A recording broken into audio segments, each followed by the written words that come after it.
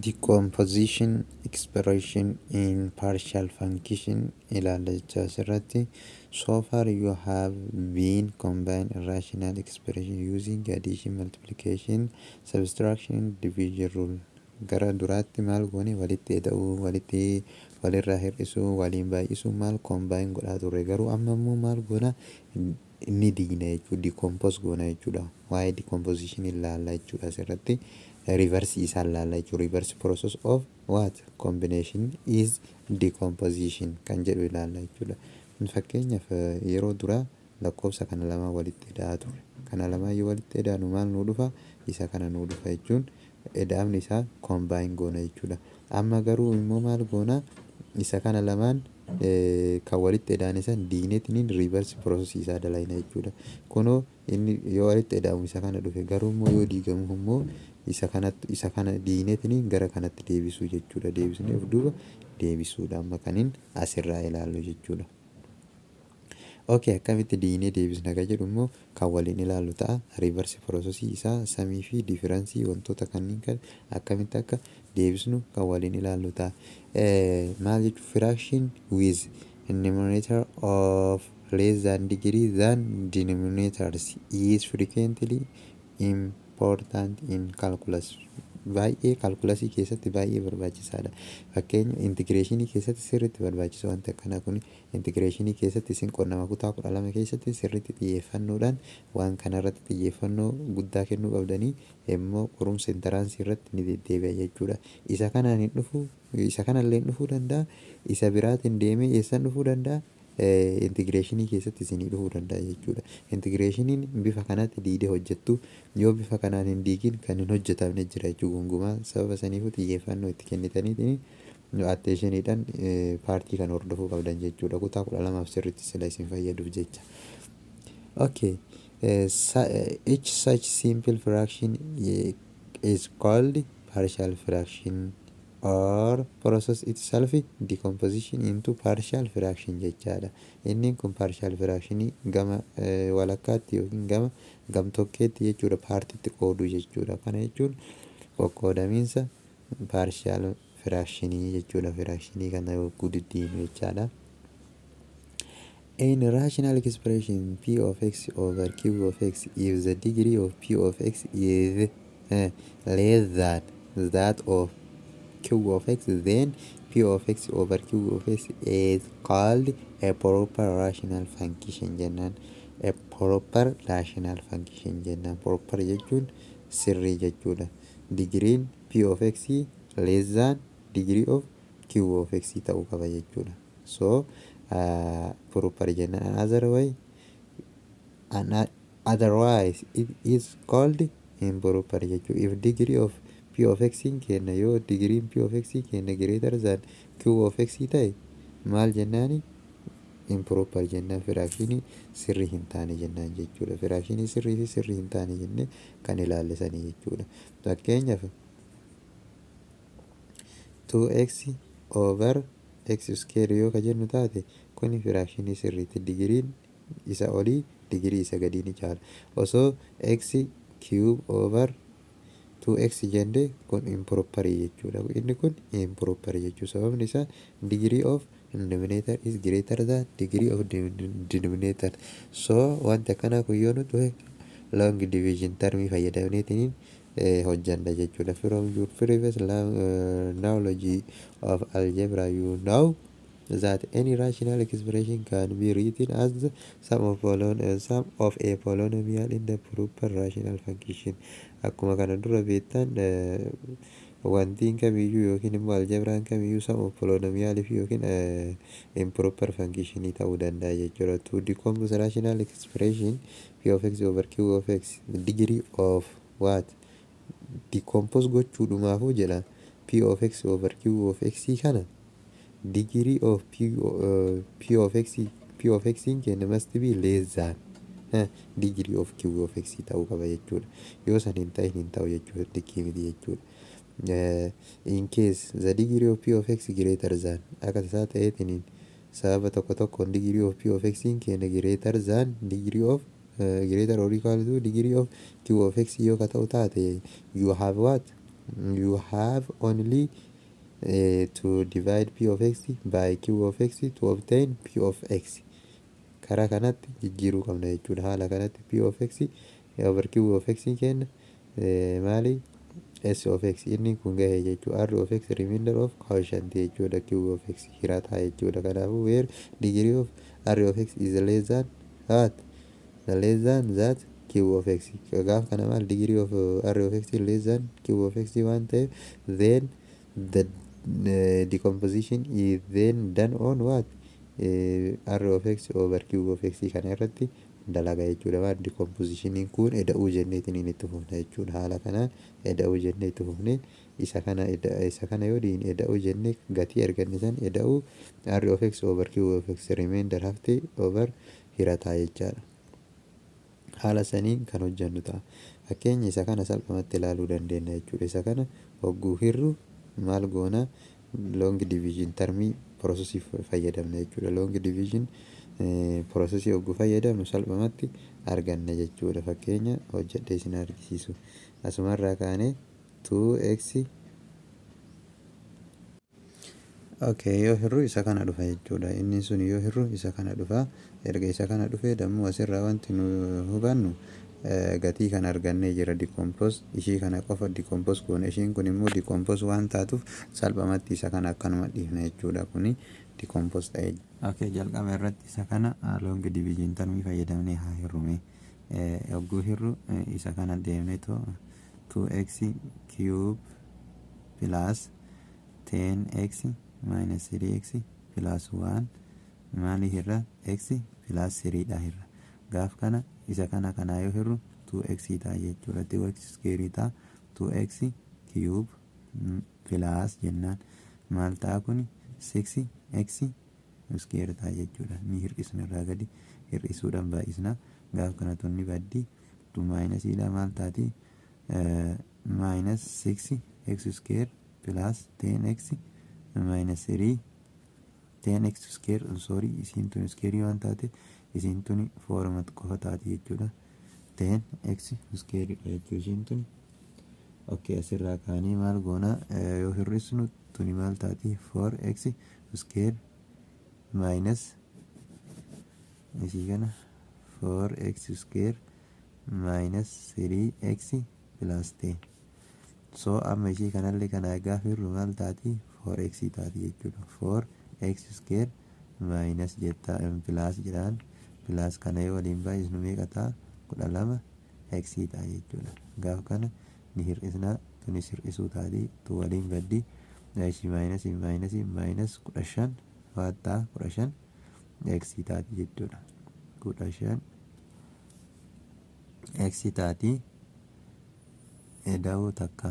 gaaf kanallee yoo isii kana hirru maal ta'a minus 15 ta'a jechuudha. minus 15x yoo ittiin baay'atu 15 sadii 5 minus ida 5 sadii 15 ta'a 15 sadii 45 ta'a jechuudha. kanaafuu minus 45 ta'a. gaaf kana walirraa hir'isnu tontanaanni baddi gaaf kana maal ta'a kun 44 ta'a jechuudha. 44 ta'a inni kun 44 ta'e. 44 ta'ee jira. remeendariin kenna maayinasiin lamaanuu ni baay'isti. maayinasii yoo lamaanuu baay'istu 15 tanas yoo ka baay'istu ta'e maal ta'a isiin tun pilaasii taati kanaaf 46 ta'a jechuudha. so remeendarii kenna 46 argannee jira. remeendarii kenna 46 argannee jira. kanaafuu maal akkamitti hojjannaree akkamitti arganna akkamitti barreessina jechuun jalqaba irratti isa kana garamitti jijjiirraa akkuma s of x plus r of x over q of x jenneenitti kenna jechuudha. tarmiisan q of x jechuun isa kana jechuudha. isa kana ni fudhanna. r of x 46 s of x jechuun immoo akkasitti arganne kana. so 2x square plus 4 x minus 50 plus jennaan jechuudha. r of x jechuun immoo 46 irra x plus 3 jechuudha. kana jechuudha. decompose yoo ta'u isa kana dhufa jechuudha. kana fakkaataa kun Okay, yoo hir'u isa kana dhufa jechuudha. Inni sun yoo hir'u isa kana dhufa. Erga isa kana dhufee dammoo asirraa wanti nu hubannu gatii kan argannee jira decompose. Ishii kana qofa decompose goone. Ishiin kun immoo decompose waan taatuuf salphamatti isa kana akkanuma dhiifna jechuudha. Kuni decompose ta'ee jira jechaadha. Moreover, you need to rely on the following definition to do partial fraction decomposition. Haala ruulii walii kana fayyadamna jechuudha. Caalatti definition two polynomial of equal degree are equal to each other if and only if the coefficient of term of like degree are equal. Degree like term degree isaanii yoo equal ta'e equal jennaan. Note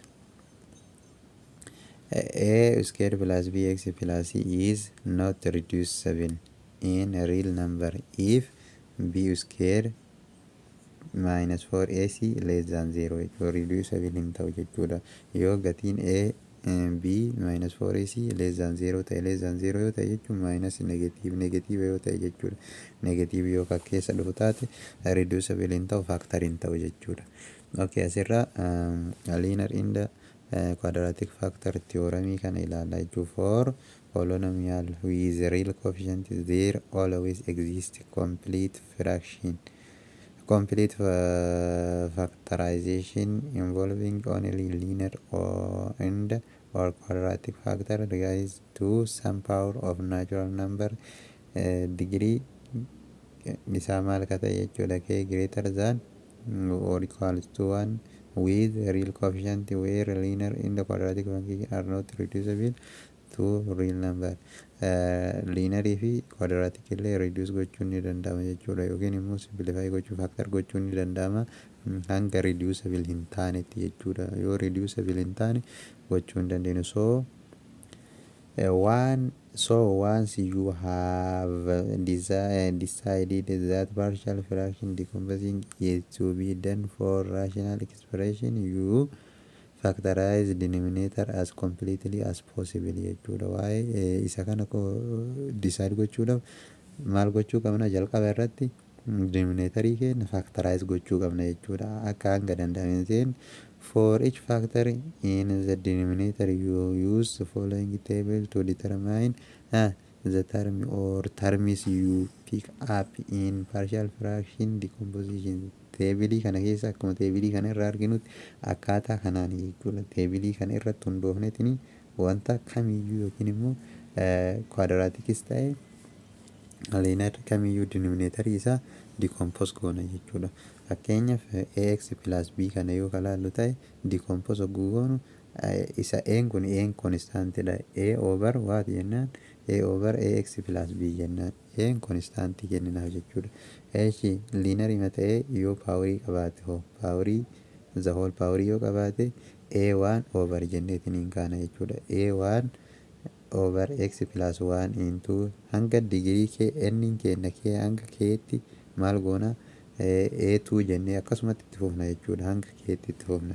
A1 A2 maaliree constantidha jechuudha. Yeroo linearii kan gubbaa constantidha. Yeroo quadratic kan gubbaa maali linearii jechaadha. Digirii tokko wal caalaa deemuu qaba jechuudha. Okay, yeroo kana maal ta'a kunoo haala kanaan ta'a jechuudha. Not reducible yoo hin taane jechuudha. Ax plus b over quadratic isaanii yoo digirii qabaate hanga keetti quadratic san dabalaa deemna jechuudha. Fakkeenyaan yoo laalle salphumatti nu gala jechuudha. Fakkeenya gadii kana mee haa ilaallu. Ishee kana hojjechuudhaaf jalqaba kana maal goona inni jalaa kun reducible ta'uu fi ta'uu dhabuu isaa adda baasuu qabna jechuudha. Reducible ta'amuun ta'u jechuu adda baasuu qabna. Reducible ta'uu isaa b minus 4ac dhaan adda baafna jechuudha. Yoo less than 0 ta'e reducible hin ta'u. Kanaafuu yoo ta'uu baate ni ta'a jechuudha. Kanaafuu b'n keenya meeqa? B'n keenya plus 2 dha. B'n keenya plus 2 dha. Plus 2 square gaafa taatu 4 taati minus 4 n keenya meeqa? 1 dha jechuudha. 1 b'n keenya c'n keenya meeqa? minus 3. Kanaafuu yoo kana waliin baay'isnu meeqa ta'a? Kana jechuun 4 minus jenneeni minus 12 jechaadha. Minus 12 minus plus 1 gooti. Kanaafuu inni kun meeqa ta'e 16 ta'e jechuudha. 16 less than 0 miti jechuudha. Kanaafuu reducible ni ta'a jechuudha. Kan eda'amee lama dhufu kan baay'ate meeqa dhufu -3 dhufu jechuun lama jechuun b dha kana jechuun ac dha jechuudha. Isa kana jechuun immoo inni yaanna jechuu yoo yaannu faaktarii ac ti jechuudha. Faaktarii ac jechuun -3 ti jechuudha. Kanaafuu 3 fi -1 dha jechuudha. Gatiin isaa 3 fi -1. Iddoo kana maal goona 3 fi -1 galchuu qofa jechuudha. Sirra finnee x square minus x square plus 3x minus x minus 3 jechuudha. Okay, kana iddoo lamatti adda baasna. Iddoo lamatti hogguu adda baasnu maal ta'a? Kana jechuun koomanii maal qabna? X qabna. X plus 3 dha jechuudha.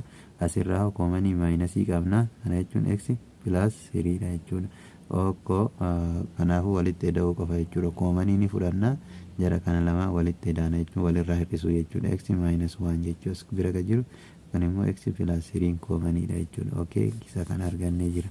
So akkuma formula irraa ilaalle inni kun akka a plus b akka linearii waan ta'eef maal goona isa kana erga arganne 5x plus 7 over x square jechuun x minus 1 x plus 3 dha. Okay, kanaafuu a over x minus 1 jennaan plus b over x plus 3 jennaan jechuu guddi kompos goona.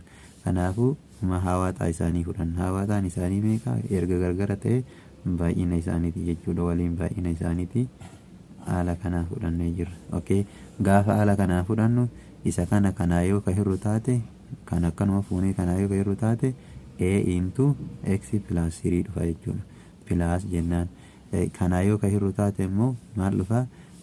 b into x minus 1 dhufa jechuudha.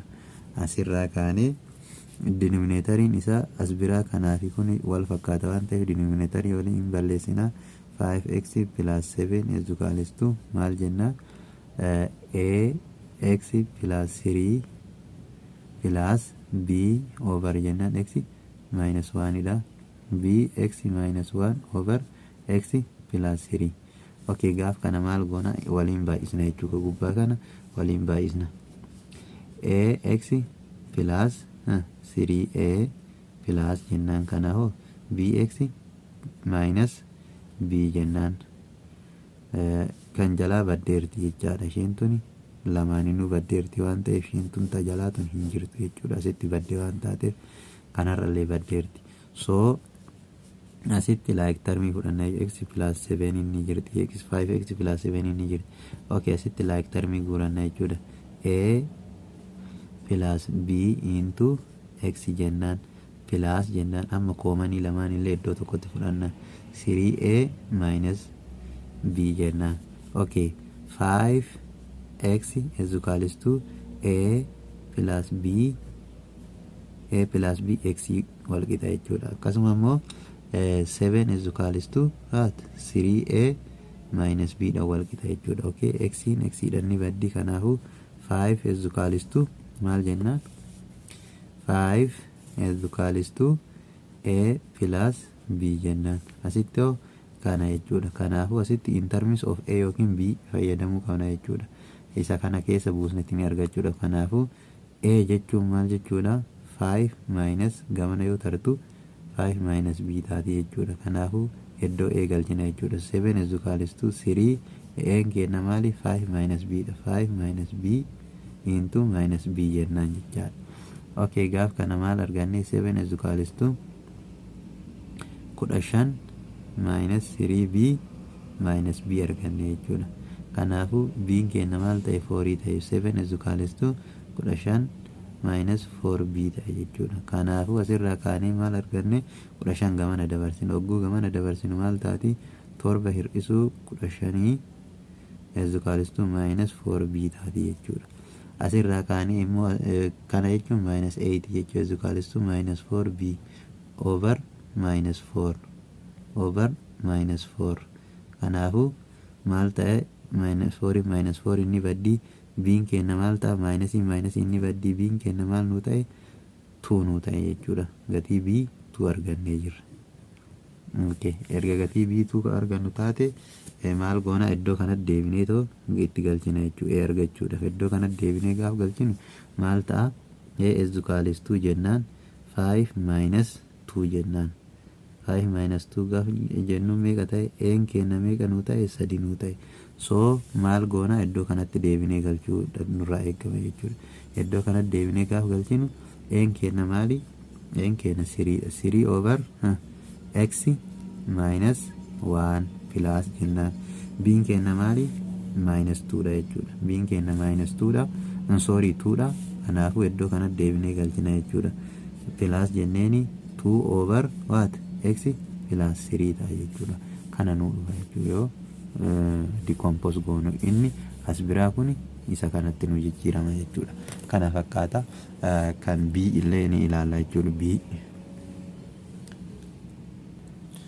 Okay, kabi isa kana jechuudha 6x square minus 14x minus 27 over x plus 2 into x minus 3 the whole square.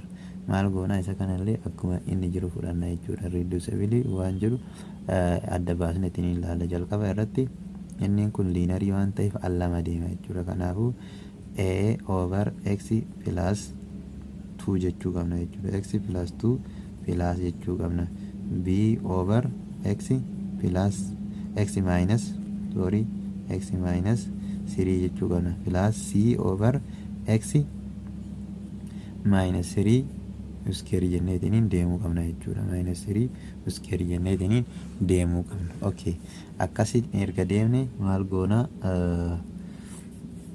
kana walii hirra hawaaxaa isaanii fudhanna jechuudha. Hawaaxaa isaanii hogguu fudhannu jalqaba hawaaxaan isaanii hundaa'uu maal ta'a hawaaxaan x plus 2 fi x minus 3